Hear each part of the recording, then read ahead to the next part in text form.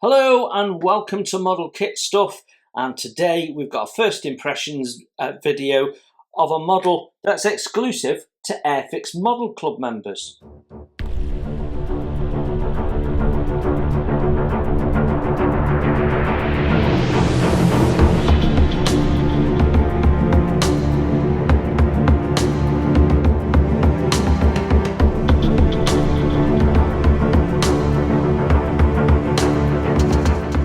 That is right. The only way you can get this Gloster Metoer FR.9 kit is by joining the Airfix Club. Now you might think, well, that's a little unfair. I suspect at some point they'll release it into the market anyway, but certainly during 2023, the only way you can get hold of this Gloster Metoer is by joining the Airfix Club.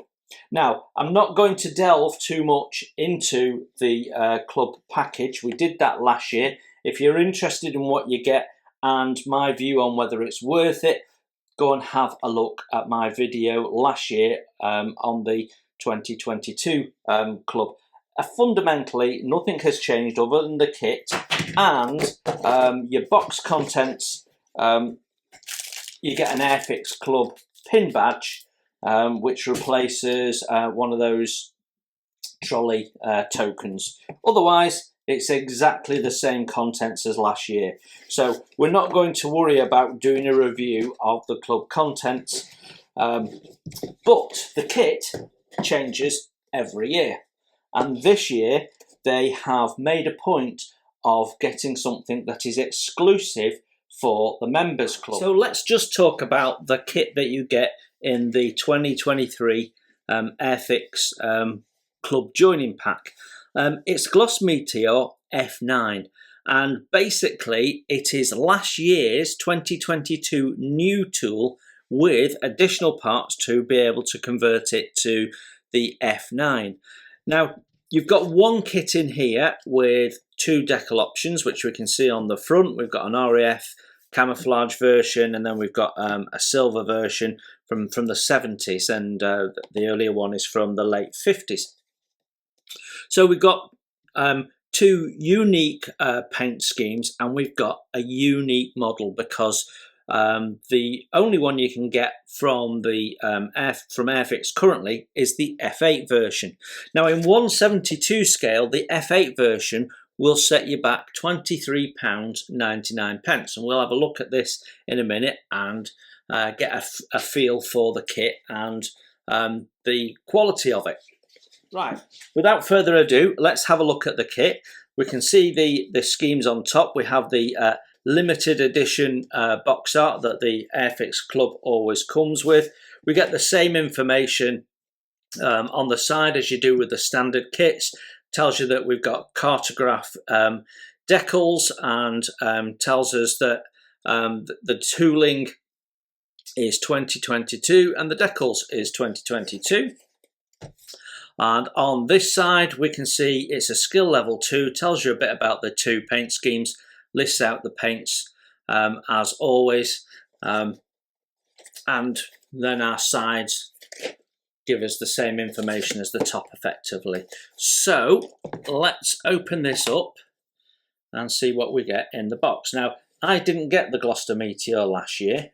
It was one of a small handful of new releases that I didn't get, so I've not looked at this yet before. So immediately we can see it's in the new darker plastic. So that's my first question. They haven't dumbed down the plastic for the club, and they're on a very tight price point with these sort of things. And then we have our instructions and our decal sheet nicely tucked in the middle of those thick instructions, nice and safe. Another thing that Airfix do better than a lot of suppliers. So let's have a look at our decals first. They are laid out with our common Scheme A and Scheme B. Now recently they appear to have moved away from that in their very latest releases, which suggests that this was worked on a bit earlier in the year before they made that change. And unless there was some reason why a couple of kits came out without this format, But yeah, it's all very nicely arranged. We can see we've got a lot of stencils, so a lot of decals to put on, because all of those, the vast majority of them are common to both. And then we've got our unique national markings effectively. So very nice. They are cartograph, and therefore we will have very little issue with them. I can't see that we've got any issue with the register or anything, though sometimes that doesn't show until you get them on the water. Right, let's have a look at our instructions. So we have a usual Airfix instruction manual. It's A4, it's colour, it's matte, so you don't get any light glare, thank you Airfix, and it's stapled so they don't fall out of sequence and lose your place like, say, Revell instructions. That commonly happens. Same format as any other Airfix kit. We get a little bit of history, the specifications, and instruction to politely ask you to wash your parts before you start. Then we have some basic assembly instructions and the icons, and then we get to step 1, and we are starting with the cockpit. And what I can already see, we've got a really busy cockpit there. Lots of detail painting that you need to do, probably a little bit of research, because they're saying paint it all black. I'm sure there'll be various different shades of black and other little details to bring out of there. We're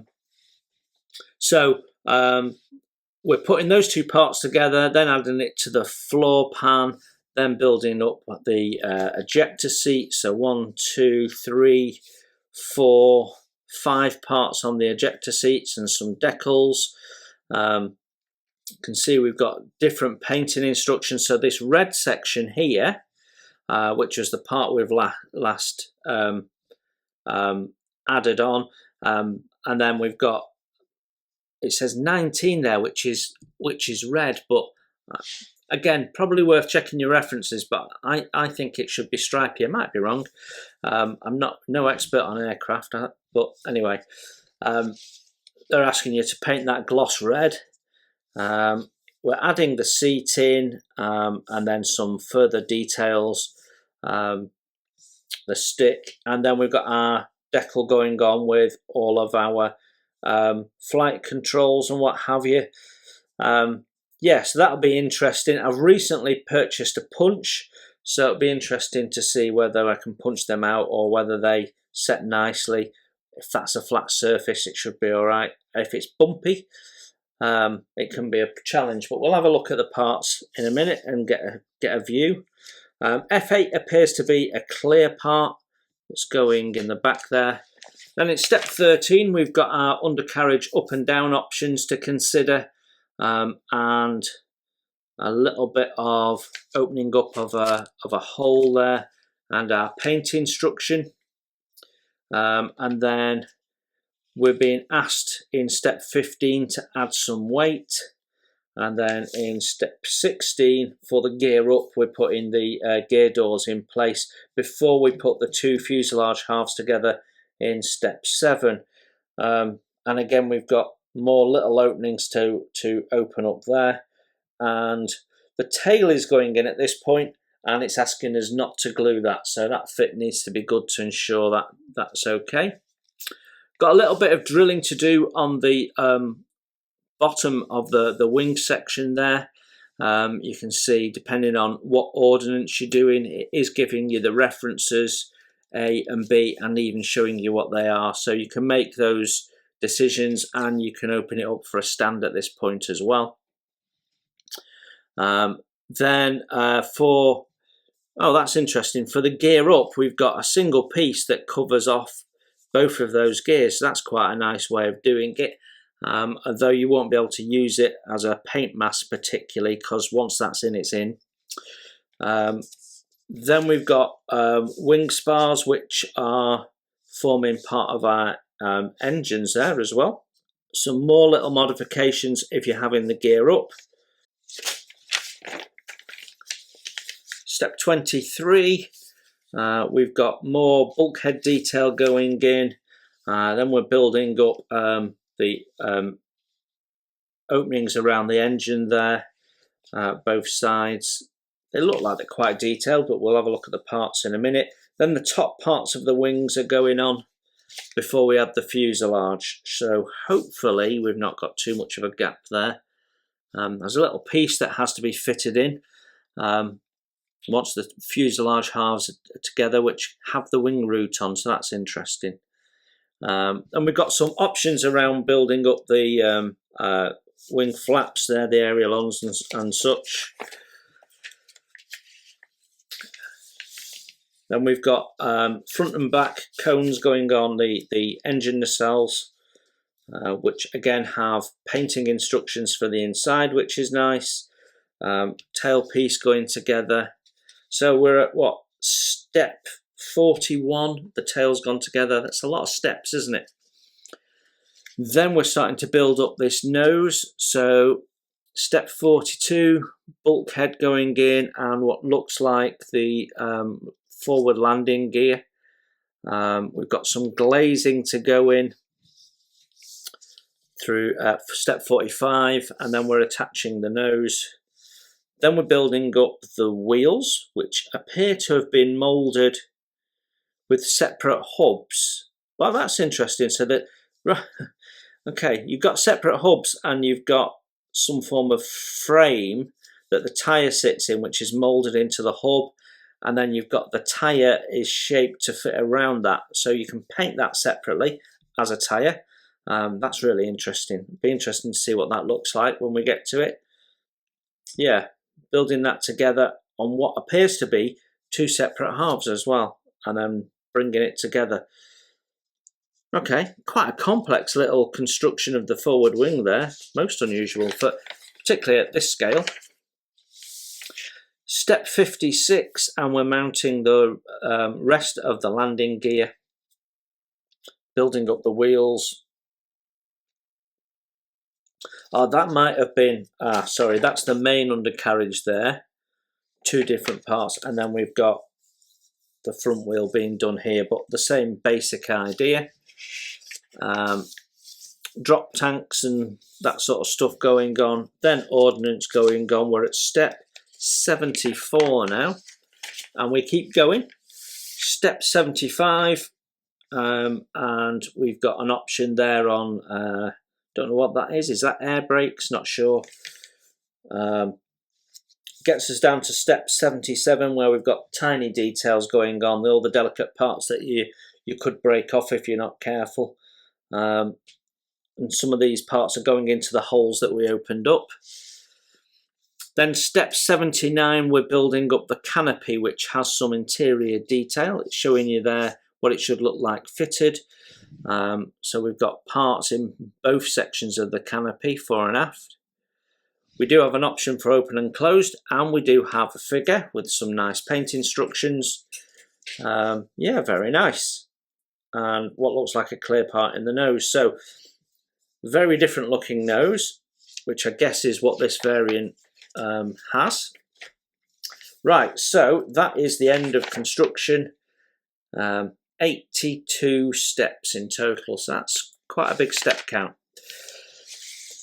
Then we've got our paint instruction for the RAF version. So that looks very nice. I always like the blue undercarriage. It always looks nice, the underside of the plane in blue. But there's no colours there that people are not going to have in their stash of paints, I want to thought. Then we have this version, which is primarily silver all over. I'm just trying to look at what's white. 34. I can't see 34, but it is saying that we need it.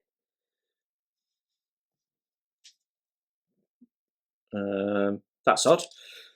I'm fairly sure that 34 is not listed on here.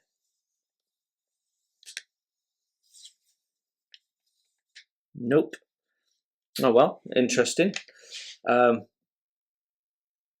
Is that a typo then? Because we've got 53 there, and that isn't listed. So we've got 11, 33, 60, Yeah, I think that 34 should be 53, which is that the aluminium, is it? Yeah, I think that's an error. But anyway, there we go. And then our last page is stencils. That looks really busy, doesn't it? So lots and lots of stencils there. So I'm quite looking forward to building that, just on the basis that I've got a couple of hours of decals to put on. Lovely. Right, let's have a look at the plastic. In our single bag, we have our sprues. We have our clear parts in a separate bag, as always, and we'll look at those last. So we've got 1, 2, 3, 4, 5 different sprues. So that's quite a lot of sprues for a 172 aircraft. And we've got one that's come adrift. We'll have a look at that in a minute. Okay, so this is sprue C. So we've not got. Recently, they've started putting a square in with the letter, but they haven't done that on this one. It is the new hard plastic, which is good to see. So if you've had some of the very recent kits, the Anson, the Buccaneer, you'll find that you've got the same plastic as those. It's a really, really nice plastic to work with. And immediately I can see lots of detail. These are our first two parts that we work on. See if I can get that a bit closer to the camera for you. Look at the detail on that. That is really nice. We've got rivets, we've got wiring, really nice. This is our cockpit floor pan. Again, very nicely done.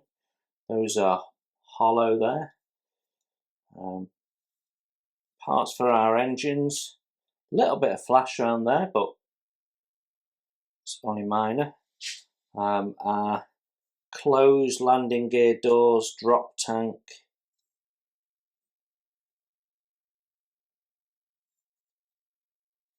Lots of panel detail, very nicely done. When we flip it over, there isn't really anything detail wise. So let's just give you a nice close look.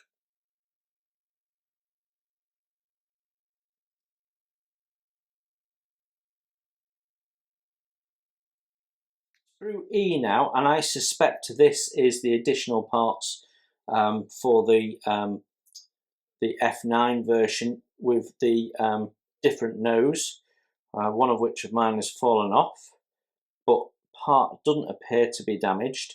And we've got a lot of ordnance on there, so whether we didn't get this ordnance or we got different ordnance in the original F8 release, I'm not sure. But what you can see is all of these here are the part fins to glue onto the second half of that. So we've got our rocket there is fully moulded, but we have to attach the other half of the fin. So that gives them some real finesse. And just look at, I don't know if you can pick up how thin they are. Really, really nice. Lovely bit of mould in there actually.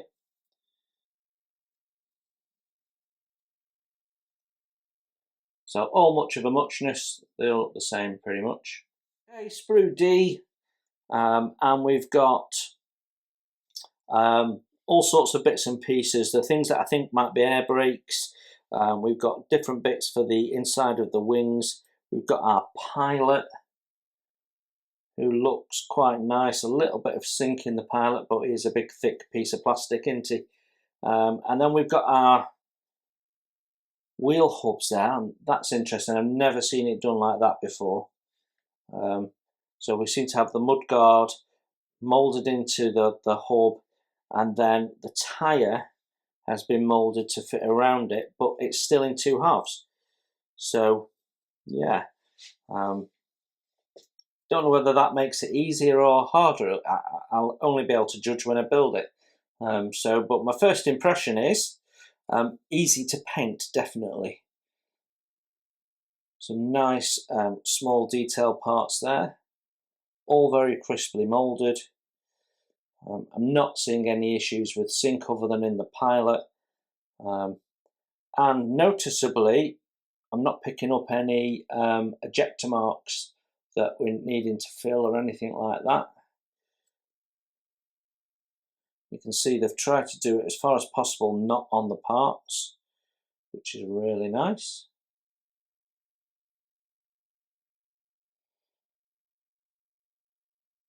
B has our wings. They do look quite stubby when you've got these big engines in there, but actually they're probably a bit longer than the average 172 scale wing, a Spitfire wing or something. It's just these big lumps make them look short in some way.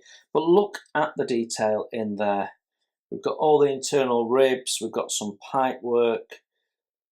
That's really lovely. That'll come out really nice. Now, I don't know whether we're going to see that or not. I think they get blanked off and we won't see them. Yeah, we've got a blanking part there, so that's all good. The ejector pins have been considered nicely, and these won't be visible either, so really lovely. We've got some nice deep holes as guides for the points where we need to drill. That all looks really nice, doesn't it?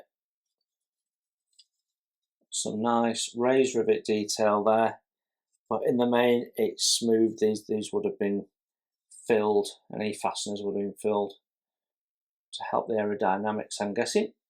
Flip it over this way, we can see there is some detail here that will be visible if you've got the landing gears open.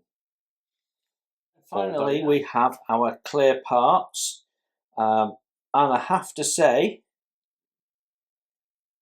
I think that gets painted, doesn't it, the back section, if I'm right. So the clear part does look a little rough.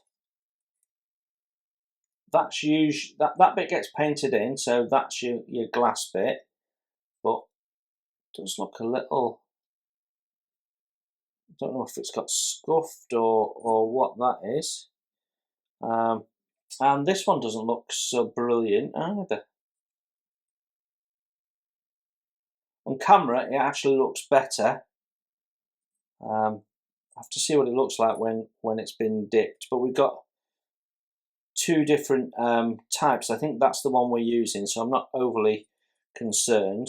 The front one appears to have a little bit of spidering in the front window. Can you see that there? That little line going across. It's a little bit disappointing. Yeah, the clear parts are a bit rough actually. Those are our nose glazings, bits for the wing and so on. Yeah, not the best clear parts I've ever seen, but that might be that I've fallen unlucky. So there you have it, the limited edition Gloster Metoer FR.9, exclusive to the Airfix Club members or members pack. £30 if you want to buy into that in the UK and get the model with it. If you want to buy the F8 version, it's essentially the same as what we've just looked at, and that'll cost you £24 or thereabouts. But if you shop around, you might find it cheaper. And of course, if you're an Airfix Club member, you get 10% off that. What is my first impressions? Well, I think it's a lovely little kit, to be honest. Highlights for me, we've got it in the new plastic, so it's going to be nice to work with. It's a lovely plastic to work with. The detail is nice and crisp. We've not got loads of cleanup. So as long as it all fits together as nicely as recent Airfix kits do, there shouldn't be any major problems with this at all. Low lights, in my instance, the clear parts could be better. I'm not quite sure whether that's just me or whether there's a run of them, a batch of them that aren't so good or what. But yeah, they weren't brill. Unusually for Airfix, who usually have very, very good crystal clear clear parts. But that's the only thing. I think the number of decals, for me personally, that's brilliant. I like doing decals, so I love all those stencils. but you could just leave them off and put the national markings on if you wanted, and save yourself some time if you're not that fussed. I think it's a lovely little kit. It's nice that we've got something a little bit different and exclusive to those of us that are renewing our membership, which clearly I have. And yeah, this all looks nice. Now, why have I renewed my membership? I'm not planning to buy too much this year. That's not to say I'm not buying Airfix stuff. I'm just not trying to add to the stash too much at all this year. But my membership won't expire until after the 2024 releases come out. So that means I can put all my pre-orders on an Airfix Club price. But generally, I tend to renew it every year. So there you have it. That is what you get in the box if you are fortunate enough to get hold of a Gloster Metoer FR.9.